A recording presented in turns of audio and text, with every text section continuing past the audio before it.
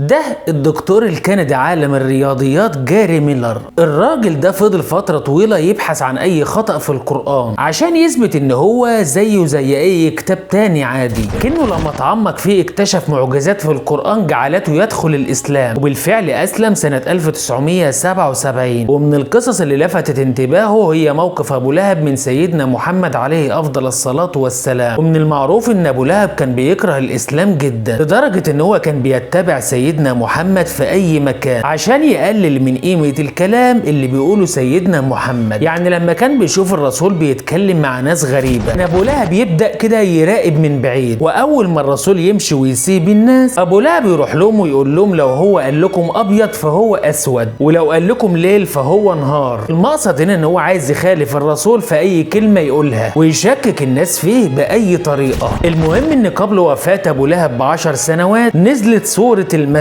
السورة بتقول ان ابو لهب هيدخل النار لا محالة، وده امر الهي وقرار لا رجعة فيه. المفروض بقى بعدها ان ابو لهب بعد ما سمع السورة يخرج يقول للناس ان القرآن او محمد بيقول اني لم ادخل الاسلام وانني هدخل النار، فانا دلوقتي يا جماعة بعلن اني هدخل الاسلام واريد ان اصبح مسلما. ودلوقتي ايه رأيكم، هل محمد صادق وهل الوحي الذي يأتيه وحي الهي؟ فلو كان طلع للناس وقال الكلمتين دول، واعوذ بالله يعني من كلمة لو، كان غير مجرى التاريخ. لان الصورة كأنها بتقول بان الرسول بيقول لابو لهب انت بتكرهني وعايز تتخلص مني، اهي جات لك الفرصة اللي عندك عشان تقدر تنتقد كلامي. لكن ابو لهب ما عملش كده طوال ال10 سنوات من وقت نزول الصورة حتى وفاته، ما اسلمش ولم يتظاهر حتى بالاسلام. ولو كان عمل كده فعلا كان هدم الاسلام في لحظة، لان وقتها كانت كل الناس هتكذب سيدنا محمد وكانوا هيكذبوا القرآن كمان. بس الكلام او الصورة مش كلام سيدنا محمد، بانه وحي ممن يعلم الغيب، فيعلم بان ابو لهب لم يدخل الاسلام. فالحمد لله على نعمة الاسلام وكفى بها نعمة.